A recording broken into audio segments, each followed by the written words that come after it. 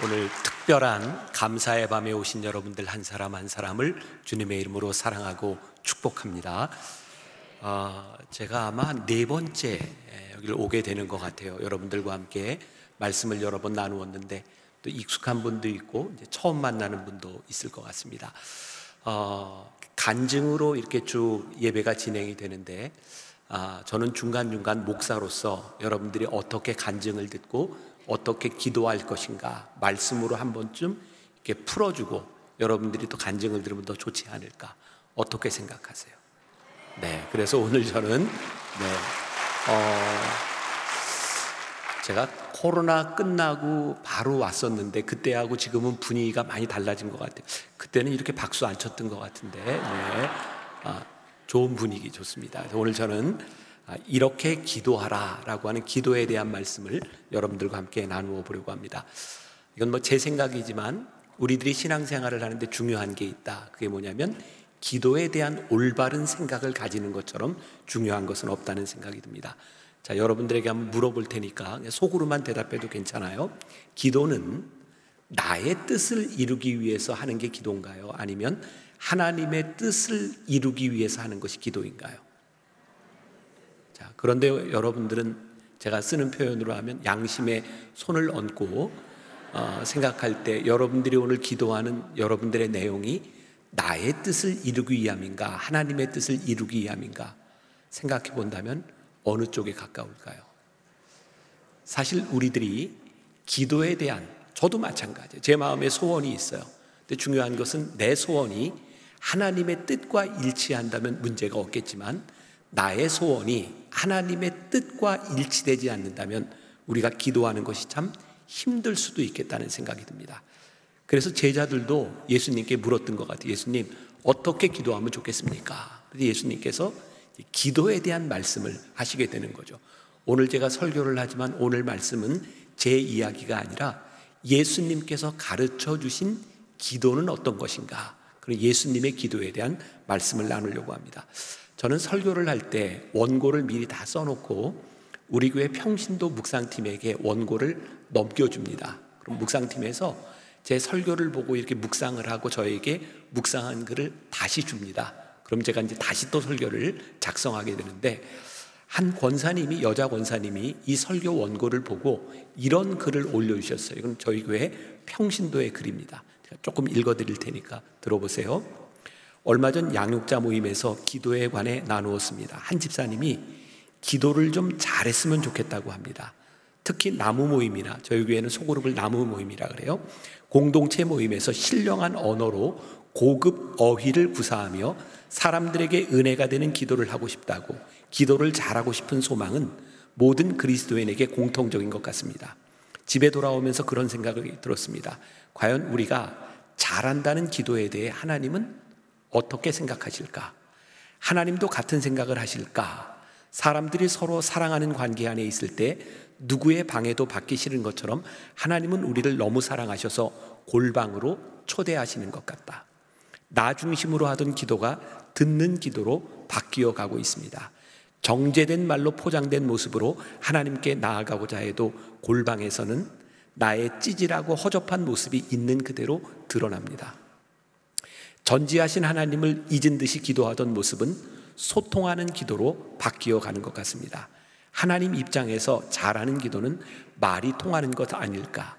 막힘없이 미사여구를 쏟아내며 일방통행하는 기도가 아니라 골방에서 두 사람이 대화하듯 소통하는 기도이지 않을까?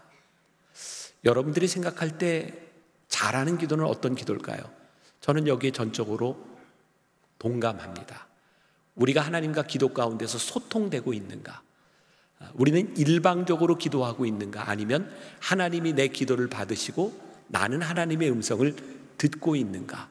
굉장히 중요한 부분인 것 같아요. 제가 얼마 전에 저희 교회에 연세가 많이 든 권사님, 장로님들 부부들하고 식사를 할 기회가 있었습니다. 80, 90 이렇게 된 분들인데 식사하는 자리에서 대화가 참 잘 됩니다.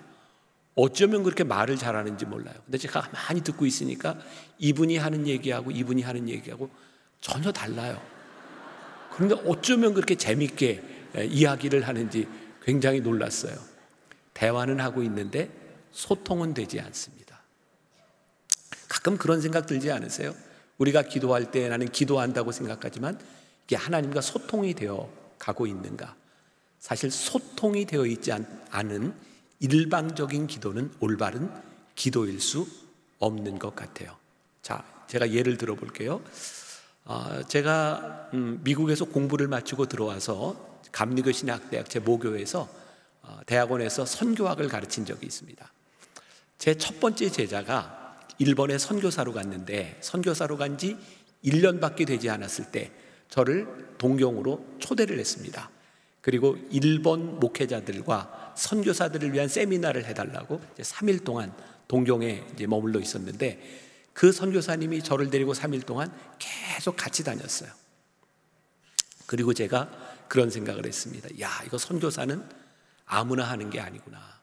선교사님이 일본에 간 지 1년밖에 되지 않았는데 일본어를 너무 유창하게 하는 거예요. 부럽기도 하고.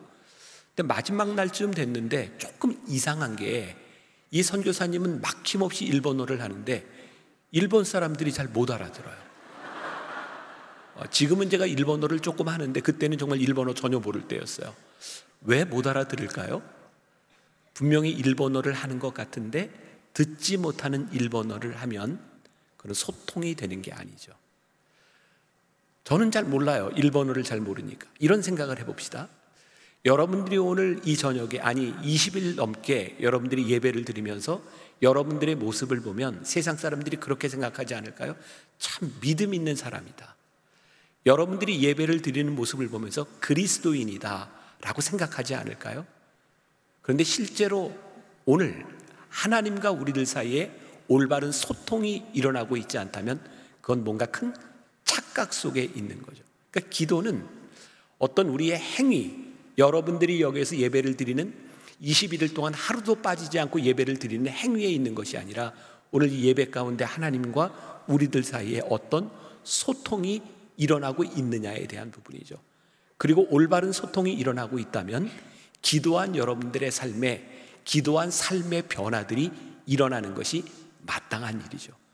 근데 오늘 우리는 그렇게 이야기할 수 있는가? 양심에 손을 얹고 나는 예배를 드리고 21일쯤 지나면 하나님과의 소통으로 인해서 내 삶에 이런 변화가 왔다고 이야기할 수 있는가? 오늘 그런 질문을 가지고 우리들이 함께 이 기도에 대한 말씀을 나누었으면 좋겠다는 생각이 듭니다. 왜 우리는 기도에 대해서 배워야 할까? 우리는 기도하면서 숙제를 하나 가지고 있습니다. 어떤 숙제? 아무리 우리가 기도해도 이루어지지 않는 것도 있고 기도할 때 하나님이 들어주시는 것도 있다. 제자들이 그런 궁금증을 가지고 있었던 것 같아요. 예수님, 어떻게 기도하면 될까요? 어떤 사람은 기도해서 병이 낫기도 하고 어떤 사람은 마음의 소원을 이루기도 하는데 왜 어떤 사람에게는 이 기도가 응답되지 않을까요?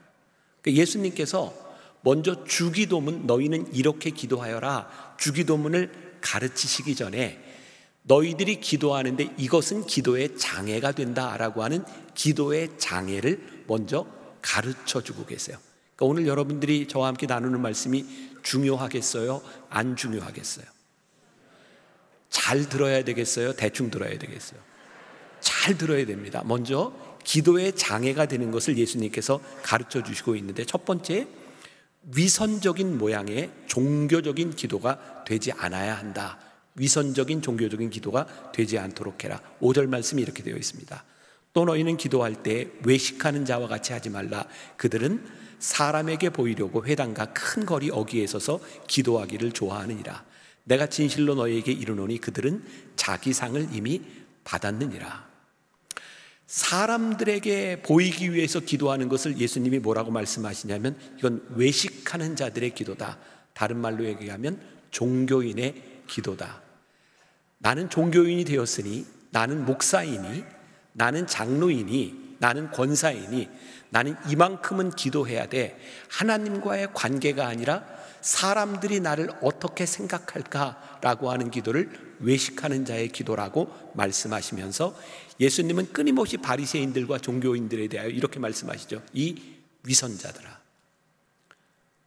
위선자들이 어떤 사람이에요? 율법을 잘 지키는 사람입니다. 여러분들처럼 감사의 특밤을 21일 동안 하는데 안 빠지고 나오는 사람들, 기도하고 헌금하는 사람들. 근데 예수님께서 그 바리새인들과 율법학자들을 바라보시면서 뭐라고 말씀하셨어요? 이 위선자들아, 회칠한 무덤과 같은 자들아, 너희들이 기도하는 것이 사람들에게 보이기 위함이 아니냐. 위선에 대해서 말씀하고 있는 거야. 굉장히 무섭죠? 우리는 열심히 신앙생활을 하고 있다고 생각하는데 하나님께서 위선자들아 라고 말한다면, 우리의 신앙은 두 가지의 잘못된 모습을 가지고 있습니다. 하나는 위선이고 하나는 독선입니다. 위선은 사람들에게 보이려고 하는 것이 위선이고, 독선은 하나님 앞에서만 서면 된다고 생각하는 것이 독선입니다. 조금 말이 좀 이상해 보이죠? 그런데요, 우리들이 진짜 신앙생활을 한다고 하는 것은 어떤 차원의 문제냐면, 하나님 앞에 서지만 하나님 앞에서는 우리들의 모습으로 인하여 누군가가 상처를 받는다면 하나님 기뻐하시지 않는다는 거예요. 진짜 신앙생활이 어려운 이유는 하나님 앞에 선 우리가 다른 사람에게 상처를 주지 않으려고 살아갈 때 올바른 기도자의 삶을 살아가게 되는 거예요. 사도 바울이 이런 고민을 이야기하죠. 나는 예수 그리스도의 은혜로 나는 자유함을 얻었습니다. 은혜를 받고 보니까 별로 세상에 문제될 게 없는 거예요. 우상에 바쳐진 재물을 먹어도 나에게는 문제가 없어요. 왜? 나는 그 정도는 초월한 믿음을 가지고 있어요. 근데 사도 바울이 뭐라고 얘기해요? 그렇게 하지 말아라.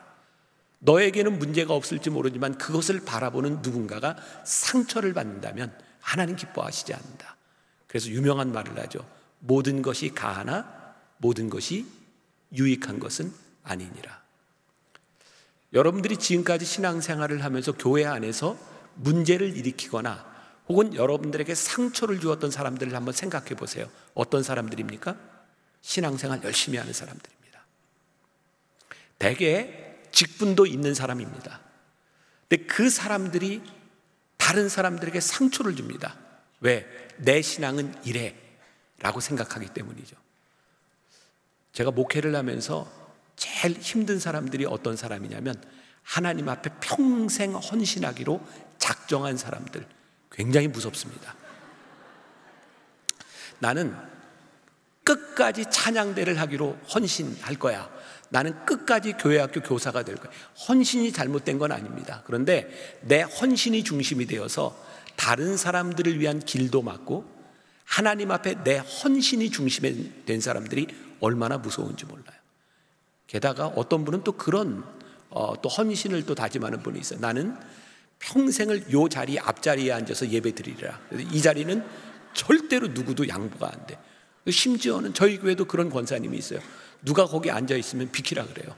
여긴 내가 헌신한 자리라. 내가 결심한 헌신보다 하나님은 내 결심, 헌신보다 누군가를 위하여 믿음의 자리를 양보해 주는 것을 훨씬 더 기뻐하시는 분이십니다. 내 신앙이 독선이 되기 시작하면 하나님이 그거 기뻐하시지 않습니다. 기도는 하나님 앞에 나를 양보하고 나를 내려놓을 수 있을 때 그것이 올바른 기도자의 모습인 거예요. 여러분들 머릿속에 지금 생각나는 사람이 있죠. 그 사람 때문에 진짜 힘들어. 네, 여러분들 머릿속에 떠오르는 그 사람 맞아요. 그 사람 너무 힘들어. 어쩌면 저렇게 신앙생활을 열심히 하는데 독선적일 수 있을까? 우리 주님께서 그 기도 올바른 기도 아니라고 말씀하시는 거예요. 종교적인 사람은 무언가를 계속 하나님께 얻어내려고 기도합니다. 근데 진짜 신앙의 사람은 하나님을 더 알기 위해 기도합니다. 보세요. 오늘 여러분들이 하고 있는 그 기도의 내용들 가운데 우리는 하나님께 무엇을 얻어내기 위해서 기도하고 있는가? 아니면 하나님과 친밀해지기 위해서 우리들이 기도하고 있는가? 근본적인 문제거든요. 우리들이 원하는 것을 얻는 것이 아니라 하나님을 기뻐하는 사람이 되면 기뻐하는 자의 소원을 이루어 주신다고 했는데, 우리는 하나님을 기뻐하는 것은 딱 빼놓고 우리가 얻는 것만 생각할 때가 많이 있죠. 자, 두 번째 우리가 경계해야 되는 기도의 동기, 은밀함에 대하여 우리 주님께서 말씀하고 있어요. 자, 뭐라고 말씀하시는가? 6절. 너는 기도할 때에 내 골방에 들어가 문을 닫고 은밀한 중에 계신 내 아버지께 기도하라. 은밀한 중에 계신 내 아버지께 기도하라. 이건 첫 번째 위선적인 기도와 맥을 같이 하고 있어요. 사람들이 보는 곳에서 미사 여구를 가지고 기도하는 것이 아니라 유일한 동기는 내가 하나님과 마주서는 것, 하나님을 사랑하기 때문에 기도하는 것이 될 수 있도록 주의하라는 겁니다. 근데 우리는 이게 얼마나 힘든 일인지 알아요. 우리는 당최로 우리들에게 문제가 생기지 않으면 기도가 잘 안 됩니다. 여러분들의 인생에 하나님과 가장 친밀한 때는 언제입니까? 사실은 문제가 생겼을 때잖아요. 여러분, 우리들의 모습을 보면 하나님이 우리 정말 얄밉다고 하시지 않을까요? 이놈은 문제가 생기면 간절해. 문제가 해결되면 안 간절해. 그래서 하나님이 기도를 들어주시는 게 이 사람에게 축복이 아닌 때가 있어요. 왜? 응답받은 축복으로 하나님과 멀어지는 경우들을 참 많이 봅니다. 하나님이 오늘 우리들에게 가르쳐 주시는 기도는 내가 은밀한 중에 하나님 앞에 서도록 너희들이 그렇게 기도하여라. 바리새인들은 그런 풍습을 가지고 있었죠. 일주일에 한 번 금식을 하는데 일주일에 하루 금식한다고 표가 나나요, 안 나요? 잘 안 납니다. 금식 해보셨어요? 적어도 3일은 굶어야 이렇게 볼이 좀 들어가지 하루 굶어서는 절대로 볼 살 안 빠집니다. 그래서 이 바리새인들은 내가 금식하는 것을 좀 사람들이 알아줘야 돼. 그래서 이 사람들이 어떻게 기도를 해요? 안 씻습니다. 꾀죄죄하게 보이려고. 그리고 기도하는 흉내를 내기 위해서 일부러 가다가 머리를 찢습니다. 기도하다가 머리를 다쳤다고 이야기하려고. 사람들이 왜 이렇게 초췌해요? 나 금식. 뭐 이렇게 얘기를 해야 내가 뭔가 된 것처럼. 은밀한 중에 계신 하나님 앞에 서려고 하는 것이 아니라 사람이 나를 어떻게 알아보는가. 이건 제 경험이에요. 제가 만나교회 담임 목사가 되고 나서 제가 30대 후반에 만나교회 담임 목사가 됐어요. 제가 담임이 될 때만 해도 만나교회는 꽤 규모가 큰 교회였습니다. 출석은 한 3,000명, 재적 인원이 한 10,000명 정도 되는 교회에 제가 30대 후반에 담임 목사가 됐어요. 두려웠어요. 내가 어떻게 영적 리더십을 가질 수 있을까? 그래서 그냥 제가 불쑥 교인들에게, 이건 신앙적인 게 아니었어요. 설교하다가 저희는 1년에 2번 특별 새벽 기도회를 하는데 이번 특별 기도회 때 제가 금식하면서 인도하겠습니다 라고 선포를 했습니다. 저는 젊은 나이에 그냥 쉽게 할 줄 알았어요. 그런데 일상생활을 하면서 새벽 예배를 인도하고 그때는 제가 찬양 인도도 하고 끝나면 교인들 안수기도도 할 때였는데 한 3일, 4일 지나가니까 너무 힘든 거예요. 그리고 저희 교회는 이렇게 영상이 잘 돼 있는 교회니까 설교하면서 제 모습을 보니까 3일쯤 지나가니까 볼살이 이렇게 쭉 빠지는 게 보이는데 끝나고 나가는데 교인들이 저한테 이렇게 인사를 하는 거예요. 목사님, 얼굴에서 광채가 나요. 제가 배고프다는 말을 할 수가 없는 거예요. 그리고 진짜 제 마음에 내가 이렇게 힘든 걸 교인들이 좀 알아봐 줬으면 좋겠는데 제가 쌩쌩하게 설교를 하니까 아무도 알아봐 주는 사람이 없는 거예요. 참 신기하죠? 내가 하나님 앞에 기도하는데 누구한테 인정받고 싶어요? 교인들한테 인정받고 싶은 거예요. 그리고 4일, 5일째 지나가면서 그때 제가 특세를 인도하면서 처음 이제 금식을 한 거였으니까 한 5일쯤 지나갔는데 두려움이 생기더라고요. 너무 힘들었어요. 힘든데 내가 끝까지 기도를 인도하고 찬양을 인도하고 할 수 있을까? 저는 금식하면서 특세를 인도한다고 한 5일쯤 됐을 때 그때 비로소 하나님께 진실하게 기도했어요. 하나님 도와주세요. 두렵고 무서웠어요. 사람들에게 보이는 것이 문제가 아니라 그 힘든 가운데서 하나님 도와주세요. 저는 그때 기억이 생생해요. 내가 사람들에게 보이기 위한 것이 아니라 하나님 앞에 간절하게 기도하는 그 기도가 비로소 저에게 기도였다는 생각이 들어요. 우리들이 하나님 앞에 은밀하게 기도한다고 하는 것, 그게 어떤 것일까요? 하나님과 마주서서 하나님 앞에 우리들이 기도하는 것. 그런 경험들이 있을 거예요. 저희 아들, 딸도 동일한데 제가 이제 목회를 하다 보니까 좀 바쁘죠. 아들, 딸이 가끔 이렇게 전화를 해요. 반갑잖아요. 그래, 아빠다. 엄마 어디 있어요? 아이들이 저한테 전화를 하는 유일한 이유는 엄마를 찾는 거예요. 굉장히 서운하죠. 이런 상상이 어떨까요? 하나님, 그래, 내가 너 참 반갑다. 하나님을 찾았는데 우리는 하나님을 구하는 것이 아니라 우리들이 원하는 것을 구해요. 하나님, 제가 이게 필요한데요. 하나님 얼마든지 기뻐하실 수 있어요. 그래, 네가 이게 필요하구나. 근데 우리들이 하나님을 부를 때마다 하나님과의 관계가 아니라 우리들이 원하는 것만을 찾고 있다면 하나님 인격적인 하나님인데 하나님 얼마나 서운하실까. 오늘 여러분들이 기도할 때 이 20일을 지나갈 때에 여러분들이 원하는 것들이 참 많이 있겠지만 하나님을 한번 구해봤으면 좋겠어요. 하나님, 제가 왔어요. 하나님, 저를 도와주세요. 그런데 저의 필요가 아니라 제가 하나님의 사람으로 살아갈 수 있도록 저를 도와주세요. 하나님의 뜻대로 살아가는 사람이 될 수 있도록 제 속의 욕망을 죽여주세요. 제가 하나님 앞에 올바른 사람으로 서고 싶습니다 라고 기도할 때 하나님이 그 기도를 얼마나 기쁘게 받아주실까. 여러분, 애들 키울 때 그런 경험이 있죠. 우리 애들 막 말귀도 못 알아듣고 할 때 시장 마트에 데려갔는데 애가 막 떼를 써요. 막 사람들이 있는데 울어요.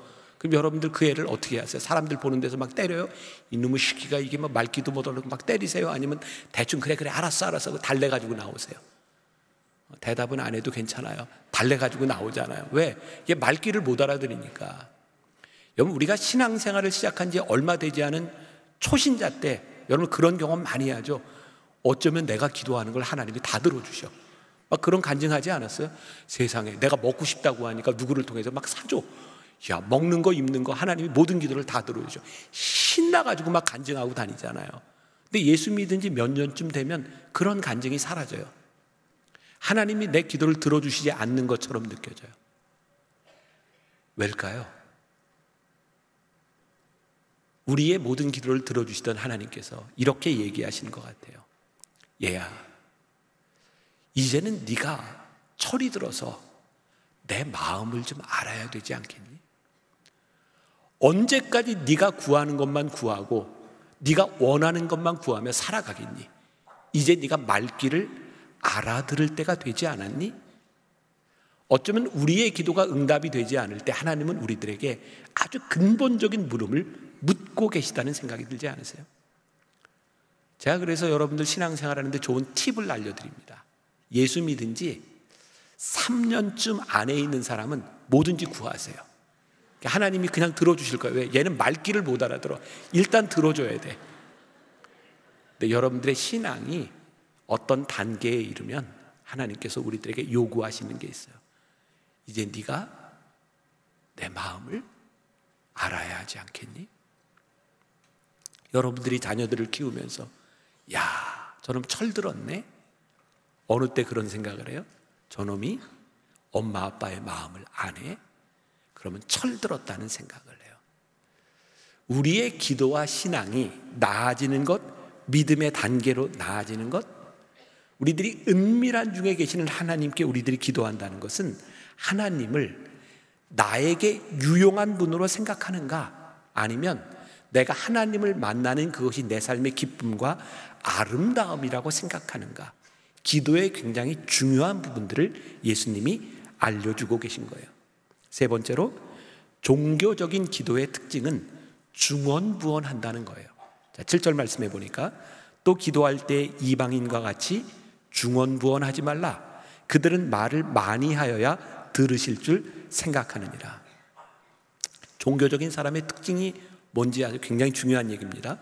종교적인 사람은 내가 하나님께 무언가를 많이 하여야 하나님이 내 기도를 들어주시리라고 생각합니다. 그래서 종교적인 사람의 특징은 헌신을 많이 합니다. 헌신이 틀린 게 아닙니다. 그리고 우리들이 신앙생활을 하면서 뭔가 힘들게, 때로는 나를 학대하면서까지 신앙생활을 해야 내가 신앙생활을 올바로 하고 있다고 생각할 때가 많이 있습니다. 우리의 헌신이 값이 없다는 말이 아닙니다. 근데 진짜 중요한 것은 하나님은 우리들의 노력으로 무엇을 얻어내는 것보다 하나님은 우리가 하나님을 기뻐하기를 원하세요. 하나님과 함께하는 이 시간들이 기뻐하기를 원하세요. 만일 여러분들이 21일 나오는데 여러분들 가운데 말씀을 듣고 기도하는 것이 기뻐서 나오는 사람과 내가 어떤 직분을 가지고 내가 기도를 하는데 이 정도는 내가 노력해야 하나님이 들으실 것이라고 생각한다면 그건 종교적인 사람과 신앙적인 사람의 구분이 되는 거예요. 여러분들이 스스로 생각해 보세요. 나는 종교적인 사람인가 신앙적인 사람인가? 종교적인 사람은 기도할 때에 중언부언한다는 거예요. 왜? 내가 좀 많이 얘기하고 내가 오래 기도해야 하나님이 들으실 것 같다는 생각을 해요. 이것도 오해하지 마세요. 기도를 오래 해서 잘못된다는 것이 아닙니다. 깊은 관계 속에 들어가면 기도하는 시간이 길어지는 게 맞습니다. 그러나 내가 기도의 양을 늘려야 하나님이 들으실 것이라고 생각한다면 그건 이방인들의 기도다라고 주님이 말씀하시는 거예요. 중언부언하는 이유는 무엇일까요? 내가 하나님을 좀 설득하려고 하는 거예요. 하나님 좀 어떻게 좀 내가 미사여구를 가지고 기도해서 하나님을 설득하려고 하는 거. 전 지금도 어렸을 때 기억이 나요. 제가 어린 시절에는 저녁 예배, 수요 예배, 주일 저녁 예배 때 어른들과 함께 예배를 드렸던 기억이 있는데 그때 할머니 권사님들이 정말 많이 울면서 기도하셨던 모습들이 생각이 나요. 그분들이 찬송을 부르면 어쩌면 모든 찬송가가 음이 똑같아요. 가사만 달라. 근데 그분들이 신앙생활하는 게 그 당시에 한 50년 전 쉽지 않았어요. 혼자 신앙생활을 하면서 시댁의 구박을 받으면서. 근데 그분들이 그렇게 울면서 기도하는 모습, 아버지, 그 한마디 가운데 모든 게 다 들어있어요. 아버지, 하나님, 우리가 오늘 이 자리에서 기도하는데 하나님 도와주세요. 그 한마디 가운데 하나님 앞에 우리들이 믿음으로 설 수 있는 우리들의 모습들, 하나님께서 우리들에게 이렇게 말씀하시는 거예요. 얘야, 중언부언하지 마. 네가 내 앞에서 나를 아버지라 부를 수 있으면 돼. 그 기도를 하나님께서 하라고 말씀하시는 거예요. 기도는 때때로 우리들에게 큰 상처의 기억으로 남아있기도 해요. 여러분들 어린 시절, 요즘은 어떤지 모르겠어요. 또 여기는 예배 시간에 장로님의 대표 기도가 있는지 없는지 잘 모르겠어요. 저는 기억에 어렸을 때 장로님들이 주일날 대표 기도를 하면 너무 길었던 기억이 있어요. 어쩌면 저렇게 기도를 길게 할까? 제가 만나교회 담임 목사가 되고 나서 저희 교회도 몇 분이 다는 그렇지 않은데 기도를 길게 하는 분이 있었어요. 저희 교회는 큰 강대상 옛날에 있었는데 제가 강대상에다가 빨간 글씨로 대표 기도는 3분 이내에 이렇게 써붙였어요. 근데 한 번은 저희 교회 장로님 중에 한 분이 굉장히 신앙이 순수한 분이에요. 그분은 기도할 때 나 누구누구는 하나님 앞에서 해가지고 자기 신앙 고백이 쭉 되는데 주일날 예배 시간에 기도를 7분을 하셨어. 제가 장로님한테 그래요. 장로님, 오늘 대표 기도 2회분 하신 거 알죠? 다음번에는 기도 뺍니다. 제가 진짜 그랬어요.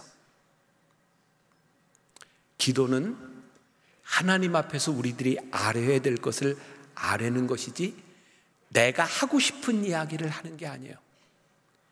하나님 앞에서 오늘 이 예배에 필요한 기도가 무엇인지를 보기 시작할 때 올바른 기도를 하게 되는 거예요. 실제로 있었던 일이에요. 어떤 목사님이 집회를 갔는데 아니 집회 그 대표 기도를 장로님이 너무 오래 하시더래요. 그래서 강사 목사님이 나와가지고 종을 땡땡땡땡 치면서 저 장로님 기도하게 하고 우리는 성경 봅시다. 그리고 시작을 했대요. 기도가 하나님과의 관계와 만남에 있어서 방해가 될 수 있다는 생각을 해보셨나요?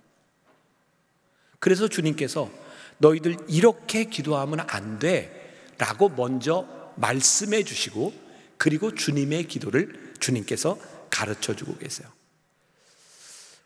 기도가 정말 중요한 것이지만 신앙인으로서 우리가 필요한 기도 올바른 기도를 하고 있는지를 보아야 되는 거예요. 우리가 1000번제를 드리고 작정하고 새벽 예배를 드린다고 우리들이 원하는 모든 것들이 이루어지는 것이 아니라 하나님이 우리들에게 어떤 기도를 하기를 원하시는지 우리들이 하나님 앞에 서게 되는 것, 그게 기도인 거예요. 가끔 신앙생활을 하면서 우리들이 착각 속에 있는 건, 작정 기도하는 사람들 보면 야, 정말 믿음이 좋다라고 생각되는데, 여러분들 뭐 한 40일 아침 금식, 100일 아침 금식 이런 거 작정하고 해보셨죠? 했으면 했다, 안 했으면 안 했다. 여기 안 해봤어요? 그런 거? 해봤어요? 내가 작정하고 기도하면 모든 기도가 다 이루어져요? 이루어지는 것도 있고 안 이루어지는 것도 있죠. 우리들이 작정을 했는데 기도가 안 이루어지면 대개 우리는 어떤 반응을 보이나요? 아, 이거 하나님이 원하시지 않나 봐, 이렇게 생각하지 않나요? 우리들 너무 웃기지 않아요? 작정을 누가 시켰어요? 아니, 지가 작정하고 하나님이 이루어지지 않는다고 생각해. 참 웃기지 않아요? 우리들이 진짜 신앙생활을 잘하는 것 같은 열심을 가지고 있지만 그 열심이 내 열심일 때가 많아요. 믿음은 내가 가지고 있는 믿음과 확신이 믿음이 아니에요. 하나님이 이루실 일을 믿는 것이 믿음이지 자기 확신이 믿음이 아니에요. 그래서 신앙인들 가운데 자기 확신을 가지고 기도하다가 혼자 실족하는 사람들이 많아요. 믿음이 있는 것 같은데 자기 확신 가운데 머물면서 하나님을 바라보지 않는 거죠. 여러분들은 하나님께서 내 삶에 정말 합력하여 선을 이루시는 분이라는 걸 믿습니까? 저는 롬 8:28 말씀을 제일 좋아해요. 우리가 알거니와 하나님을 사랑하는 자 곧 그 뜻대로 부르심을 입은 자들에게는 모든 것이 합력하여 선을 이루느니라. 그러면 이런 의문이 들어요. 그럼 우리가 왜 기도를 해요? 아니, 하나님이 다 이루어 주신다는데. 그거 아세요? 기도하지 않는 사람은 하나님이 어떤 뜻을 이루시는지 분별하지 못합니다. 기도의 은혜는 하나님의 뜻이 맞는지 안 맞는지를 우리들에게 분별하게 하시고 그 분별함의 경험을 통해서 점점 하나님의 뜻에 맞는 기도로 우리를 인도해 가시는 거예요. 기도는 자기 확신을 쌓는 것이 아니라 하나님의 뜻이 무엇인지를 분별하게 되는 거예요. 저는 은혜를 받고 난 후에 깨달은 게 있어요. 하나님은 내 기도대로 일하시는 분이 아니라 하나님의 뜻대로 나를 이끌어 가시는 분이라는 것을 저는 확신합니다. 그래서 하나님은 제 삶의 베스트라고 하는 믿음을 가지고 있어요. 제가 은혜를 받은 다음부터는 이렇게 기도합니다. 하나님, 제가 하나님의 뜻을 벗어나지 않도록 저에게 용기를 주시고 하나님의 뜻을 분별할 수 있는 지혜를 주십시오. 그러면 제가 하나님을 따라갈 수 있습니다. 아무리 오랜 시간 신앙생활을 하고 기도해도 하나님의 뜻을 분별하지 못한다면 하나님이 그 기도를 기뻐하시지 않는다. 유명한 말씀이죠. 시편 37편 4절 말씀. 또 여호와를 기뻐하라. 그가 내 마음의 소원을 내게 이루어 주시리라. 오늘은 여러분들이 이 예배 시간에 여러분들 기도할 때 하나님을 기뻐하는 기도, 하나님, 제가 이렇게 기도하면 하나님 기뻐하시겠습니까? 하나님께 물어보세요. 야, 이렇게 기도하면 하나님 기뻐하실 것 같아요. 이게 분명해. 하나님의 마음을 알고 하나님 기뻐하시면 하나님께서 우리의 소원을 어떻게 해요? 들어주시리라. 왠지 아세요? 하나님을 기뻐하는 자의 소원은 하나님을 모르는 자의 소원과 다르게 되어 있어요. 하나님을 기뻐하는 자의 소원은 하나님이 기뻐하시는 소원을 가지기 때문에 하나님께서 그 기도를 들으신다고 말씀하시는 거예요. 5절과 6절 말씀을 유진 피터슨의 메시지 성경에서는 이렇게 표현을 합니다. 들어보세요. 또 너희가 하나님 앞에 나아갈 때도 연극을 하지 말아라. 너희는 이렇게 하여라. 하나님 앞에서 연극하고 싶은 유혹이 들지 않도록 조용하고 한적한 곳을 찾아라. 할 수 있는 한 단순하고 솔직하게 그 자리에 있어라. 그러면 초점이 너희에게서 하나님께로 옮겨지고 그분의 은혜가 느껴지기 시작할 것이다. 여러분, 우리의 기도 제목들을 가지고 있는데 그 기도 제목이 어떤 건지 몰라요. 너무너무 힘든 거일 수도 있어요. 근데 그 기도 가운데 하나님의 은혜가 느껴지기 시작할 때 우리들이 가지고 있던 그 기도의 제목이 무엇인지는 모르지만 크게 문제되지 않아. 왜? 하나님의 은혜 가운데 우리들이 들어가기 때문이죠. 결국 우리의 문제는 우리를 둘러싸고 있는 환경에 대한 문제가 아닌 거죠. 환경이 바뀌지 않아도 그것을 이길 수 있도록 힘주시는 하나님 앞에서 기도는 승리하게 되어 있는 거예요. 여러분, 기도하는 사람에게 아무 문제가 안 생기나요? 아니에요.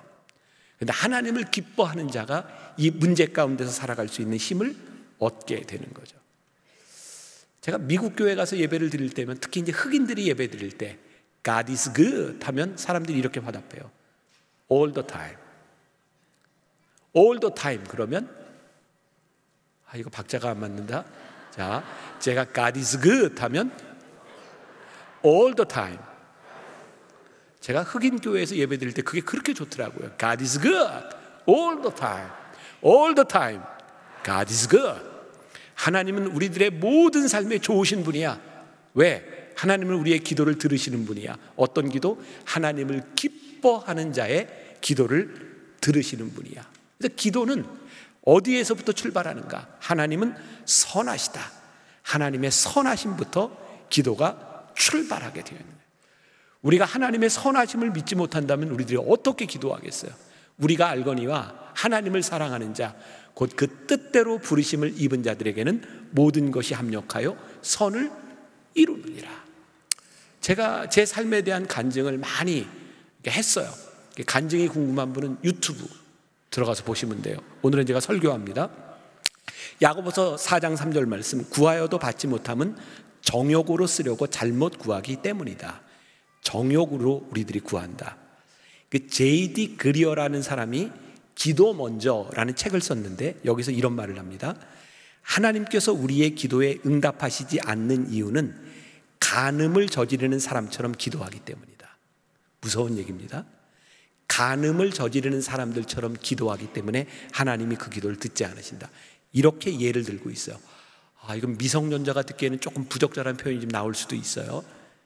요즘 애들은 빠르니까 또 이해를 할 수도 있을 것 같아요.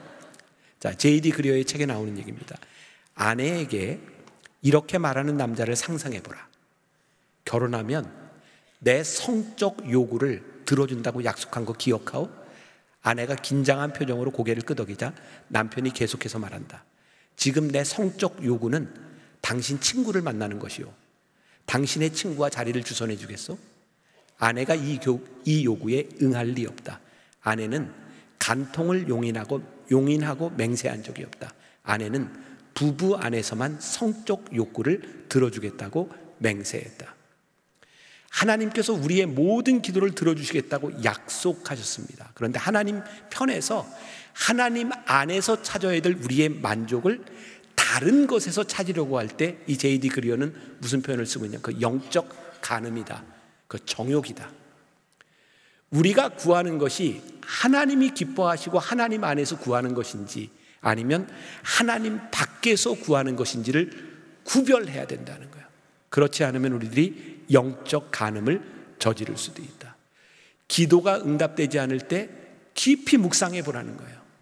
혹시 영적 간음을 하고 있는 것이 아닌지, 이 기도가 하나님 안에서 구하고 있는 것인지 아니면 우리의 정욕을 위해서 기도하는 것인지 그거 분별이 되지 않으면 하나님이 왜 우리의 기도에 응답하시지 않는지 그거 모르고 원망할 때가 많이 있다는 거예요. 자, 롬 8:28 말씀 다시 봐요. 우리가 알거니와 하나님을 사랑하는 자 곧 그의 뜻대로 부르심을 입은 자들에게는 모든 것이 합력하여 선을 이루느니라. 그리고 더 중요한 말씀이 로마서 8장 29절에 있어요. 왜 선을 이루어주시는지 알아요? 하나님이 미리 아신 자들을 또한 그 아들의 형상을 본받게 하기 위하여 미리 정하셨으니. 우리들에게서 하나님의 뜻이 합력하여 선을 이룬다면 어떤 표식으로 나와요? 하나님의 아들의 형상을 닮아가고 있는가. 하나님이 우리의 기도를 들어주셔서 합력하여 선을 이루고 있다고 할 때 우리들이 누구를 닮아야 돼요? 하나님의 아들 예수 그리스도를 닮은 성품이 나타나야 되는 것이 옳다는 거예요. 근데 우리가 이렇게 떠벌려요. 하나님이 합력하여 선을 이루셔서 하나님이 역사하셨어요. 그런데 우리들의 모습이 하나님의 아들의 성품을 닮지 않았어. 그러면 잘못되어 가고 있는 거예요. 여러분들에게 묻습니다. 여러분은 기도 생활을 하면서 예수 믿으면서 얼마나 성품이 좋아지셨어요? 여기에 대해서 우리들이 대답할 수 없다면 우리 올바로 예수 믿는 거 아니에요. 우리들의 기질이 다 달라요. 태어날 때부터 착한 성품을 가지고 있는 사람도 있고 좀 까칠한 성격을 가지고 있는 사람도 있어요. 그러니까 착함이라는 기준만을 가지고 사람을 판단할 수는 없습니다. 그러나 한 가지 분명한 건 있어요. 기도하고 하나님의 성품을 닮아가는 사람은 어제보다 오늘, 올해보다 내년에 나아져야 되는 거예요. 부부간에 같이 있는 사람이 있다면 한번 물어보세요. 내가 좀 나아졌어? 이거 대답할 수 없다면 우리 올바로 예수 믿고 올바로 기도하는 거 아니죠. 우리가 성품이 좋아지기 위해서 예수를 믿는 목적이 아니에요. 그러나 예수를 믿는 기도하는 사람은 달라져야 되는 거예요. 그렇지 않다면 우리가 잘못 살아가는 거죠. 제가 하나님께 기도하는 큰 제목이 있어요. 하나님, 제가 나이 들면서 이 강단에서 고집 부리지 않게 해주세요. 내가 오랜 시간 목회하고 나에게 많은 힘이 주어지고 나에게 많은 경험이 주어짐으로 인하여 하나님 고집 부리는 사람이 되지 않도록 저를 붙잡아 주세요. 제가 제일 두려운 게 뭔지 아세요? 하나님 앞에서 변하지 않는 거예요. 하나님 앞에서 평생 변할 준비가 되어 있지 않다면 우리는 아무리 기도해도 아무 소용이 없는 사람들이죠. 나의 기도가 지금 그리스도의 형상을 닮아가고 있는 것이 분명한가? 내가 이렇게 기도하고 내 삶에 이런 기도의 소원이 이루어진다면 내가 그리스도의 성품을 닮아간다고 말할 수 있는가? 이 물음 앞에 우리들이 서야 되는 거예요.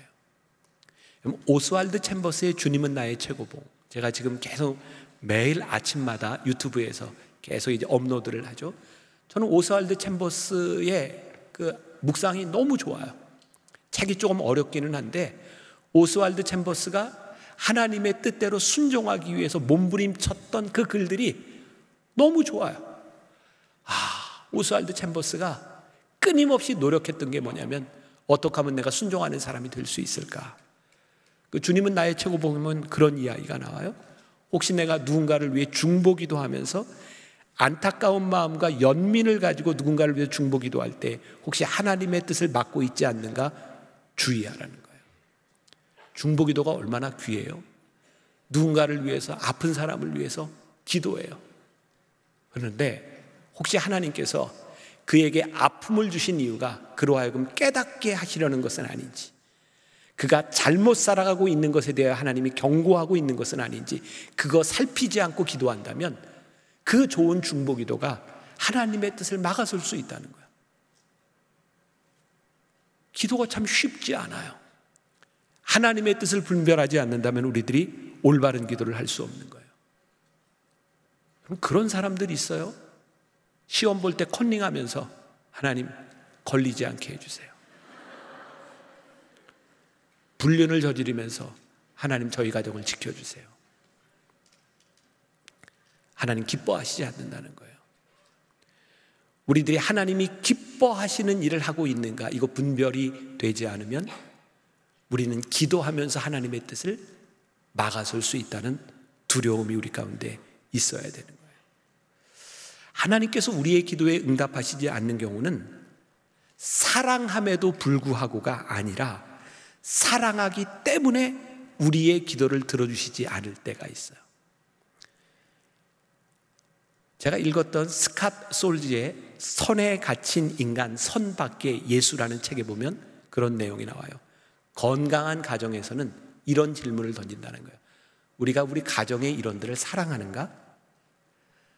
그리고 원하는 것들을 다 들어주는가? 사랑하는 가정에서는 아이들이 원하는 것을 다 들어주지 않습니다. 뭘 생각하죠? 아이에게 유익한가? 하나님은 우리들을 사랑하시기 때문에 우리들의 모든 정욕의 기도를 들어주시지 않아요. 사랑함에도 불구하고가 아니라 사랑하기 때문에 우리의 잘못된 기도에 대하여 응답하지 않으실 때가 있어요. 그러니까 하나님을 우리들이 아버지라고 부르기 때문에 자식을 키우면서 우리가 깨닫게 되는 게 참 많아요.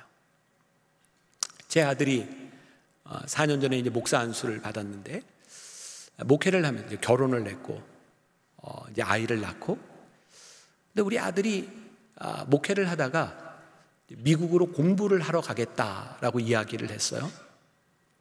제가 아들에게 이렇게 얘기를 했습니다. 또 공부하러 떠나기 전에 한국에서 손주를 낳으면 내가 미국 갔을 때 너 차를 한 대 사주겠다. 아기를 낳았어요. 제가 약속을 지켜야 되잖아요. 그래서 미국에 가서 좋은 차는 아니지만 어쨌든 이제 공부를 해야 되고 애들 데리고 살아야 되니까 차를 사주기로 약속을 했으니까 활부로 사주는데, 아들아, 네가 생각하고 있는 그 차에서 한 등급 내려.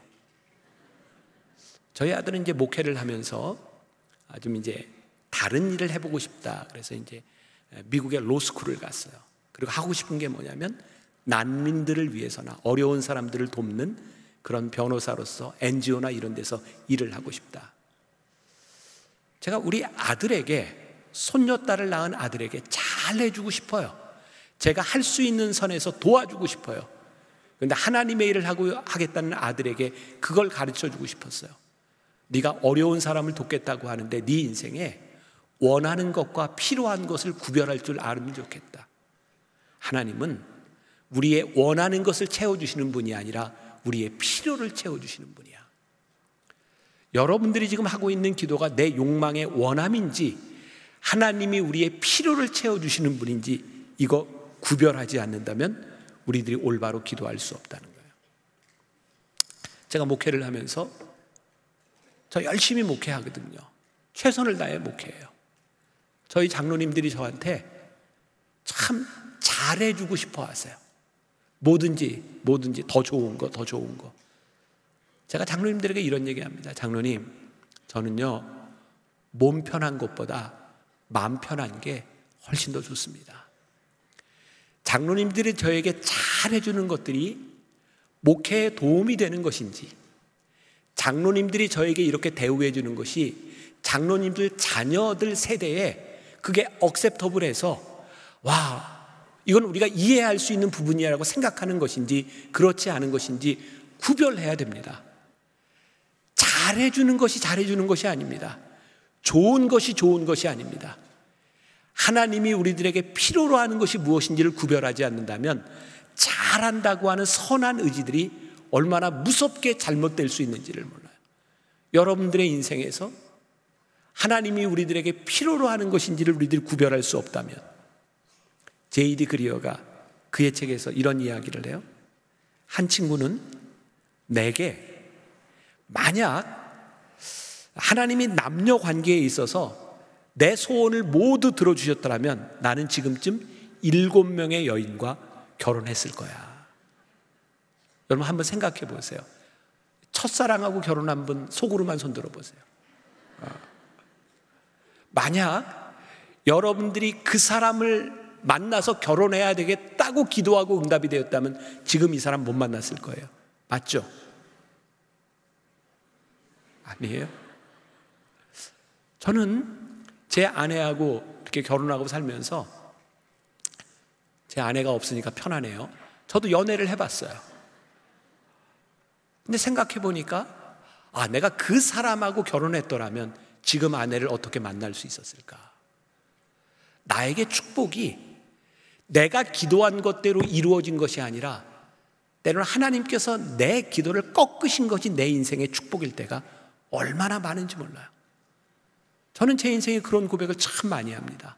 야, 이거 하나님이 이 기도 들어줬으면 어떡할 뻔했어. 저는 제가 이 자리에 앉는 것이 제 삶의 베스트라는 고백을 합니다. 왜? 하나님이 나를 여기로 인도하셨으니까. 저는요, 만나교회 담임 목사가 되기 전에 얼마나 교회를 떠나려고 했는지 몰라요. 저는 아버지가 교회를 개척해서 목회를 하셨기 때문에 제가 만나교회 아버지를 이어서 담임 목사가 된다는 게 너무 부담스럽고 싫었어요. 그래서 제가 여러 교회 어플라이를 했어요. 그것도 제가 하겠다고 해서 한 게 아니라 그 교회 장로님들이 저를 찾아와서 어플라이를 하라고. 마지막 단계에서 계속 깨지는 거예요. 너무 억울하게 깨졌어요.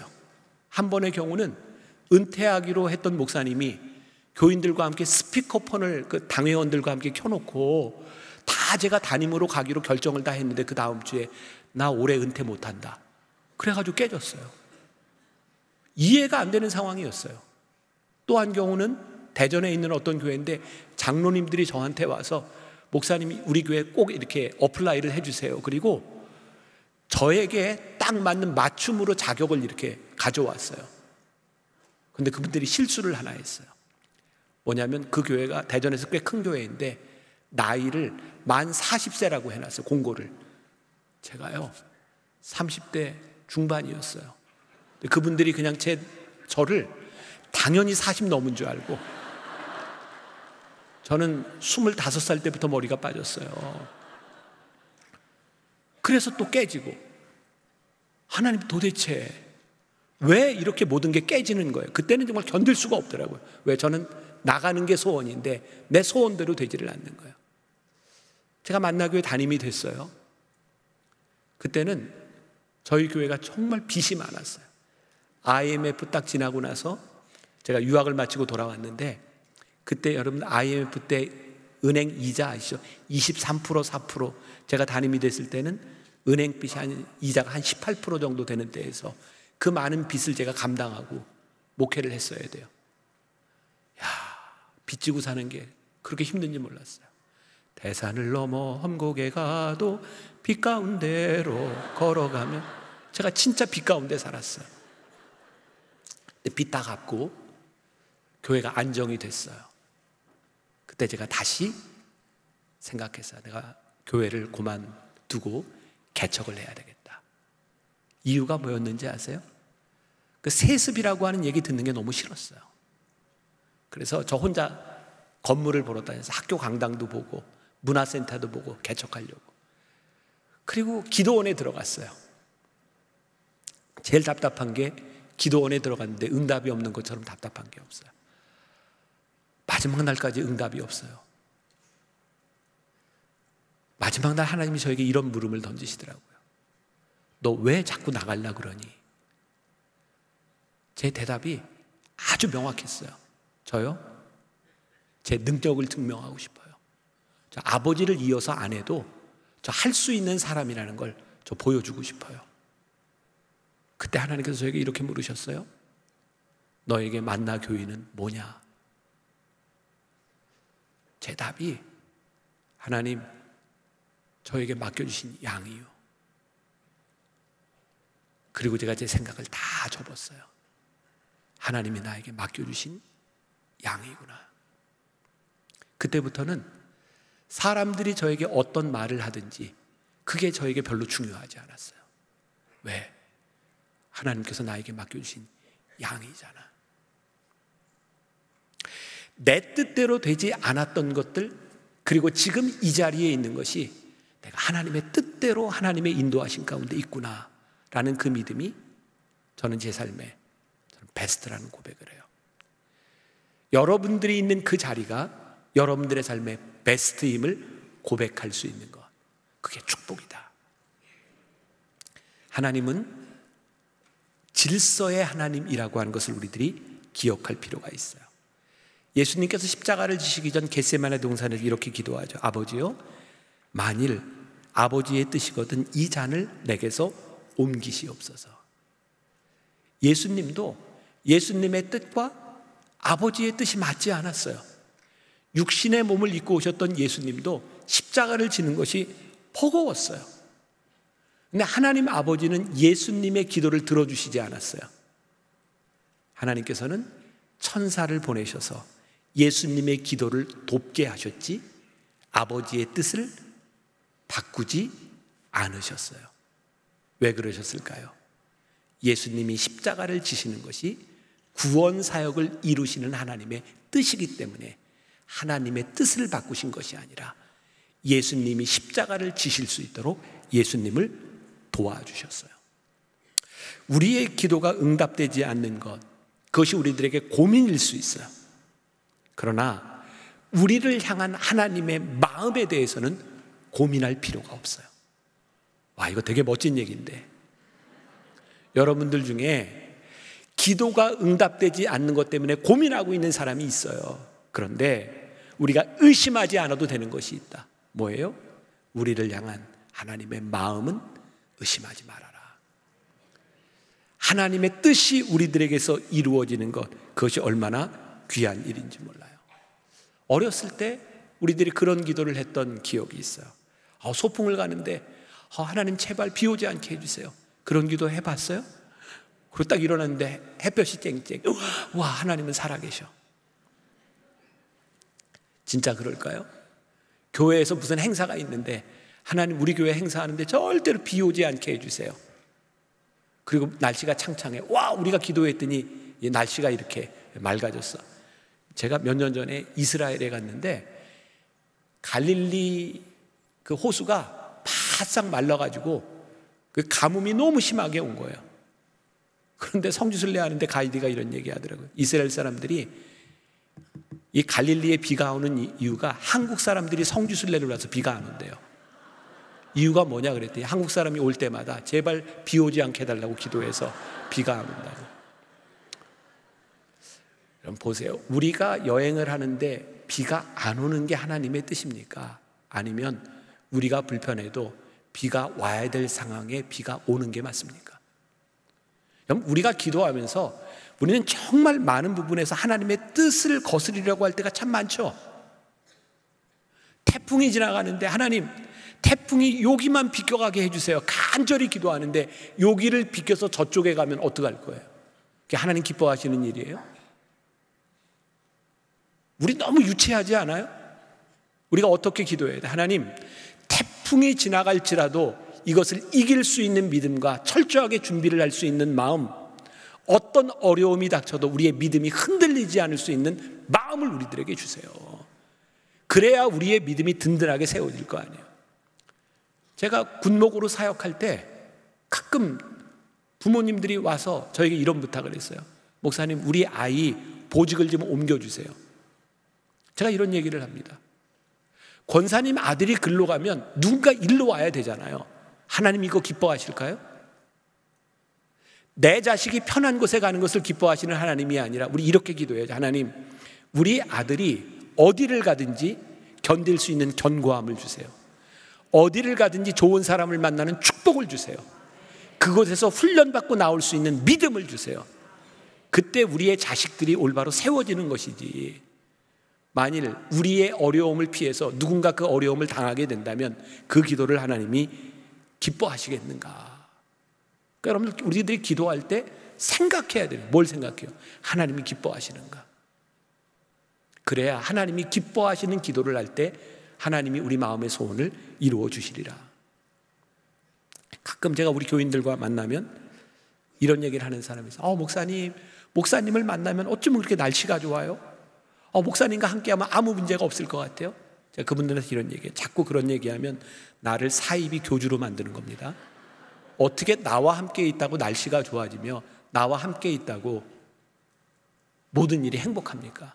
저는 그런 능력 없습니다. 저는 그런 사람 아닙니다. 이렇게 말하는 건 괜찮습니다. 목사님과 함께라면 어떤 상황이든지 좋습니다. 여러분, 노사연 이무송 부부 아시죠? 한번 저한테 카톡이 왔어요. 식사를 같이 하자고 하는데 뭘 먹을까요? 그랬더니 그분이 이렇게 답장을 했어요. 목사님과 함께라면 좋아요. 이해가 되셨나 모르겠다. 에? 너무 좋은 거예요. 무엇을 먹느냐에 대한 부분이 아니라 함께 하면 좋은 거예요. 우리들이 어떤 환경에 있을지 모르지만 하나님 함께 하시면 하나님은 내 삶의 베스트임을 믿는 것, 그래서 하나님의 뜻대로 이루고 살게 해달라고 기도하는 것. 종종 스포츠 경기에서 간절하게 기도하는 선수들을 봅니다. 한 사람만 간절하면 좋은데 양쪽이 다 간절하면 참 힘들겠다는 생각이 듭니다. 하나님은 누구의 기도를 들어주셔야 될까요? 우리가 열심을 다해서 기도하는 것은 잘못된 게 아닙니다. 그러나 우리가 열심을 다하는 목적이 승리는 아닙니다. 우리들이 하나님의 사람으로 이겨도 믿음으로, 저도 신앙인답게 지는 그리스도인의 삶을 살아가는 것이 올바른 기도의 모습이죠. 우리들은 어떻게 우승하느냐보다 우리들이 어떻게 그리스도인으로서 끝까지 우리들의 모습을 보여주느냐가 훨씬 더 중요해요. 장미란 선수 아시죠? 장미란 선수가 용인에 있을 때 저희 교회를 이렇게 나온 적이 있어요. 제가 장미란 선수 때문에 태릉 선수촌에 가서 예배를 인도할 때였는데, 장미란 선수가 등치가 크죠. 장미란 선수가 태릉 선수촌에서 예배 드릴 때 피아노 반주를 했어요. 너무 신기한 거예요. 뒤에서 보면 피아노도 잘 보이지 않는데 피아노 반주를 해요. 장미란 선수의 믿음이 참 귀합니다. 장미란 선수에게 제일 인상적이었던 건 마지막 올림픽에서 역기 이 바벨을 들지 못하고 실패할 때였습니다. 기억나세요? 딱 실패하고 무릎 꿇고 기도하던 모습. 사람들은 장미란 선수가 우승했던 것보다 마지막까지 최선을 다하고 끝까지 들지 못하고 기도하는 모습에 감동했어요. 우리가 착각하는 게 있어요. 우리는 원하는 것을 쟁취하고 내가 성공해야 기도가 이루어졌다고 생각할지 모르지만, 하나님은 우리들이 하나님의 사람으로 인격으로 살아가는 것을 훨씬 더 기뻐하시는 분이에요. 우리 자녀들이 시험 공부를 해요. 만일 성적이 잘 안 나왔다면 기도를 조금 해서가 아니라 공부를 덜 했기 때문에 성적이 안 나왔을 확률이 훨씬 더 높습니다. 여러분 오해하지 마세요. 우리들이 공부할 때 기도하고 하나님 지혜를 주세요, 하나님 건강을 허락해 주세요, 이렇게 기도하는 것이 하나도 잘못된 것이 아닙니다. 그리고 하나님이 우리들의 삶에 기적적으로 역사하실 때가 있습니다. 그러나 모든 기적이 기적은 아닌 것 같아요. 하나님께서 기적적으로 역사하셨어 라고 하는 말은 내가 대충 살아가고 하는 말이 아니라 나에게 맡겨진 일을 최선을 다했는데 하나님의 방법이 아니고는 일어날 수 없는 일들이 일어났어. 그게 기적이에요. 우리들이 기도하면서 기적을 내 삶의 의무와 내 삶에 최선을 다하지 않아도 된다고 하는 변명거리로 삼지 말아라. 하나님의 역사는 우리들이 최선을 다해 살아갈 때에 하나님이 행하시는 방법이 우리들에게 보여지게 되는 거예요. 가끔 성장한 목사님들에게 인터뷰를 합니다. 목사님, 교회 성장의 비결이 뭡니까? 그럼 대부분 이렇게 대답합니다. 모르겠어요. 하나님이 하셨어요. 이게 무슨 이야기일까요? 목사님들이 열심히 목회를 했는데 아무리 생각해도 이건 내 능력이 아니야. 하나님이 하셨어. 하나님이 하셨다고 고백하는 사람은 아무것도 안 한 사람에게서 나타나는 것이 아니라 자기의 최선을 다한 사람들에게 나타나는 고백이에요. 여러분들이 어떤 기도의 고백을 할 수 있을까요? 하나님이 내 삶에서 역사하셨죠. 어떻게 살아갈 때 여러분들이 최선을 다해 기도하고 올바른 기도를 하고 하나님의 뜻이 무엇인지를 분별할 수 있을 때 하나님이 역사하셨어. 하나님은 합력하여 선을 이루고 계셔. 이거 아멘할 타이밍인데 타이밍을 자꾸 놓치네. 하나님이 우리들의 삶에 역사하고 계셔. 하나님은 내 삶의 베스트야. 하나님이 나를 여기로 인도하셨어 라는 고백이 이 감사의 21일 동안 여러분들의 삶에 있기를 주님의 이름으로 간절히 축원합니다. 기도하겠습니다. 하나님, 귀한 한소망교회 성도들을 주님의 이름으로 축복합니다. 오늘 기도에 대하여 우리들에게 알려주셨습니다. 잘못된 기도, 잘못된 방식, 잘못된 믿음 내려놓게 하시고 오늘 하나님 앞에 간절히 하나님 기뻐하시는, 하나님 원하시는 뜻을 구하는 사람들, 그래서 우리들의 삶을 인도하시는 하나님의 인도하심을 고백할 수 있는 간증이 있는 밤이 되게 하여 주옵소서. 오늘 우리와 함께 하실 것을 믿사오며 예수님의 이름으로 기도합니다. 아멘.